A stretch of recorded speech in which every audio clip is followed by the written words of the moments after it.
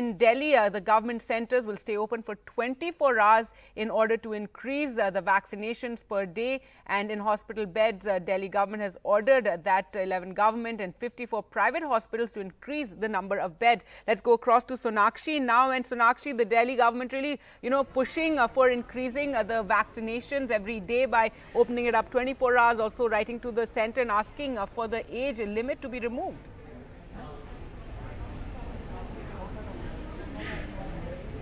Well, that's right, because this comes as a need of the hour. Speaking to doctors at various hospitals and in fact from the government, it appears that it is the need of the hour to increase the vaccination pace in the national capital, given the surge and spike in the COVID cases over the last few days. On Sunday alone, we saw that the cases had gone by up to at least 4,000, and yesterday at least 3,500 COVID cases reported in Delhi. I'm at the LNJP hospital, one of the vaccination centers over here with about 5 to 6 sites. I'm joined by Dr. Amit Gupta, who's also the nodal officer, the head of the in charge of the COVID vaccination program here. So the Delhi government and CM Kejriwal also has emphasized the need to increase and ramp up the vaccination process, and usko 1/3 Delhi government hospitals mein 24 घंटे बना दिए हैं.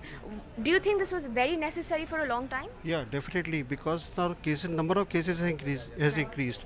And as such, the people who are more than 20 years of age are more mobile.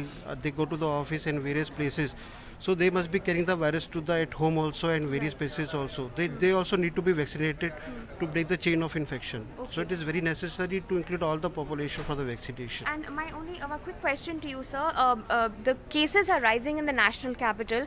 What is your reading of the situation at the moment as somebody who heads the vaccination program over here at the hospital?